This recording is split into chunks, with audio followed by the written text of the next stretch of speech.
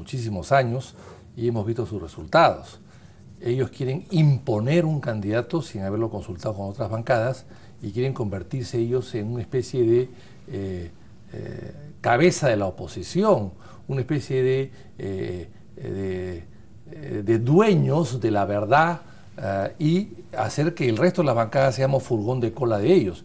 Y no me parece que sea exacto ni justo. ¿Por qué sí, Luis Iberico?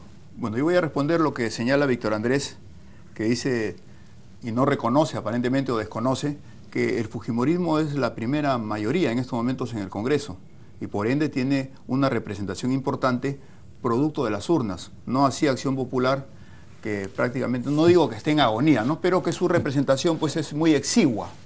Entonces, hacer señalamiento de esa naturaleza, evidentemente que no creo que tengan mayor asidero.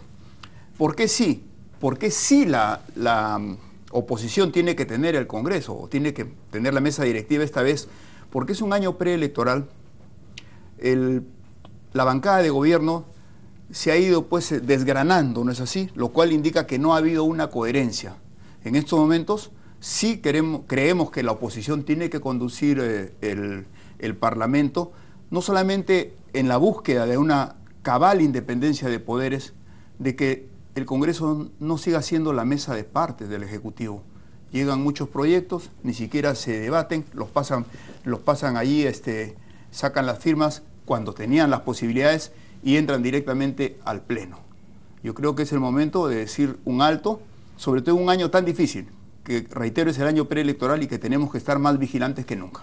Si no está usted con la oposición afrofujimorista, como usted la ha llamado, ¿está con el gobierno entonces? Qué curioso lo que ha dicho Alejandro, en el sentido de que somos pocos, y somos pocos porque nos tienen miedo. Esa es la pregunta. Y en segundo lugar, si ellos son muchos, ¿por qué no lanzan su candidato? ¿Por qué tienen que usar intermediarios? Y tercero, si quieren independientes, van a ser una mesa directiva independiente del gobierno, pero dependiente de Keiko, o dependiente del fujimorismo, o del aprismo, no sé de qué. Entonces, porque yo no creo en lo que dicen que la alianza política que están haciendo es a cambio de nada. No, no, no. Yo recuerdo que la única vez que fui candidato a la presidencia del Congreso en época de Velázquez Quisquén, que el APRA tenía la primera mayoría, igual que la tiene hoy día el fujimorismo, las conversaciones con el fujimorismo fue que solamente me apoyarían si yo les entregaba la presidencia de la subcomisión de acusaciones constitucionales, donde se estaban viendo acusaciones contra vocales casualmente que juzgaban a Fujimori. Así que yo creo que si pidieron algo en el pasado, ahora también deben haber pedido algo. ¿Usted cree que Luis Iberico entonces es mascarón de proa del fujimorismo y del aprismo?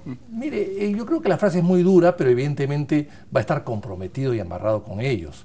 Y difícilmente, con lo absorbente que son los compañeros del fujimorismo, difícilmente se pueda librar de su presión y de sus exigencias. Don Alejandro Aguinaga, ¿por qué no le consultaron a las otras fuerzas? Porque este es un arreglo, según dice Víctor Andrés García Belaúnde, entre ustedes y el aprismo. No tendríamos espacio con 40 votos, ¿no es cierto? El aprismo tiene 4 y nosotros 37, 41.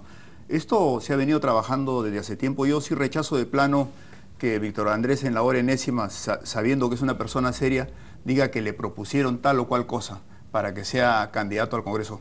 Nosotros reafirmamos, Enrique, la posición de que no estamos pidiendo nada a cambio.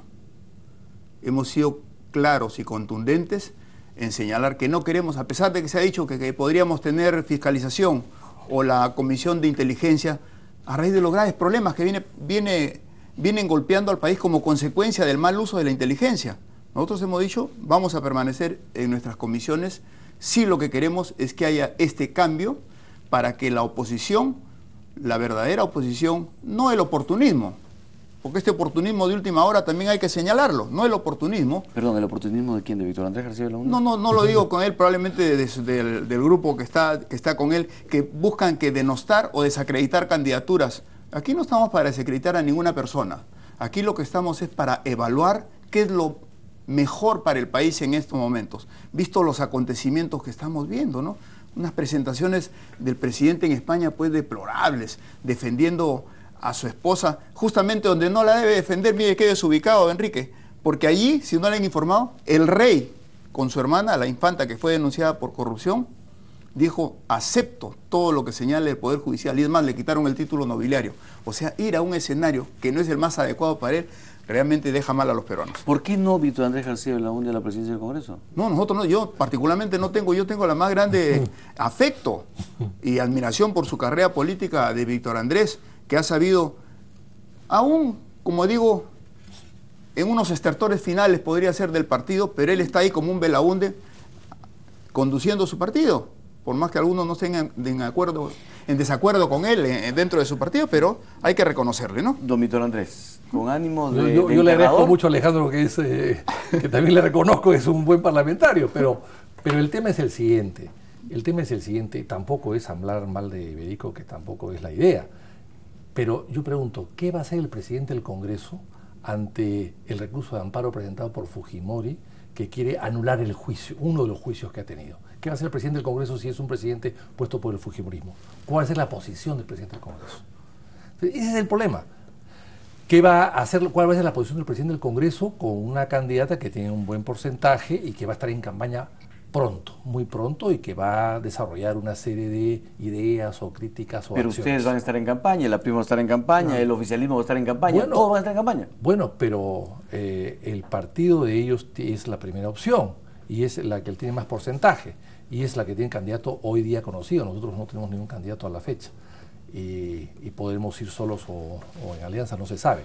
Pero ese es el tema. Entonces, ¿es la independencia de quién? ¿Del gobierno? Sí, pero del Fujimorismo, no. Ese es el problema. Entonces, si ellos tienen un buen partido, tienen una larga trayectoria política, que asuman sus responsabilidades y que ellos propios lancen candidatos. Yo creo que Alejandro Aguinaga sería un buen candidato a la presidencia del Congreso.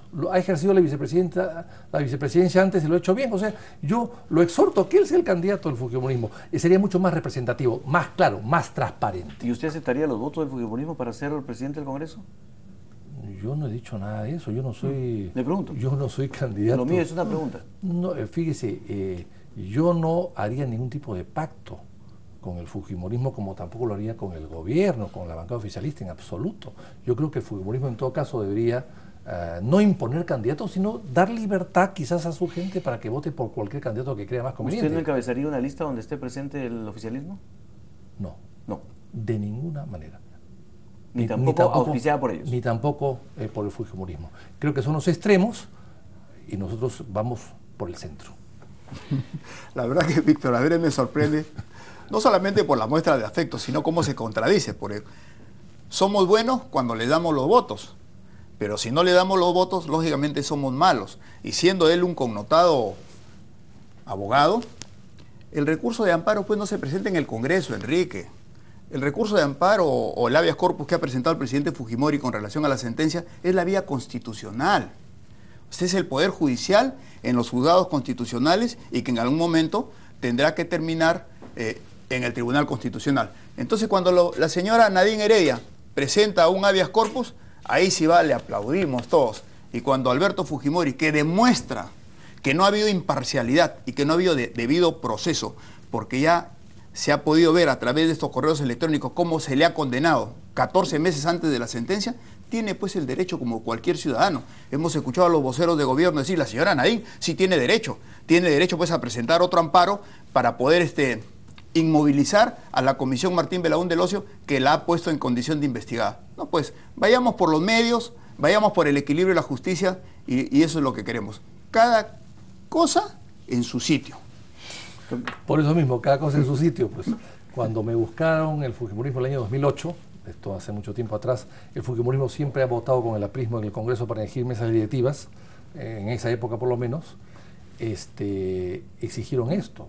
Simplemente yo los escuché, pero yo sé qué cosas piden ellos. Entonces, ¿qué cosas le habrán pedido a Iberico? No lo sé todavía, lo sabremos más adelante. Pero insisto, la transparencia no es ir con un intermediario. La transparencia, inclusive la buena fe, es ir solos, que vayan solos, que compitan y que ganen el mejor, pero que no usen a un testaferro o a un intermediario para sus propios fines. Es decir, si Iberico fracasa, fracasa Iberico, pero si Iberico triunfa, es mérito nuestro, nosotros lo pusimos allí.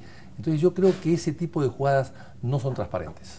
Don Víctor Andrés, si usted fuese presidente del Congreso si esa tercera lista avanza hacia una segunda vuelta o usted gana en la primera vuelta con los votos del oficialismo.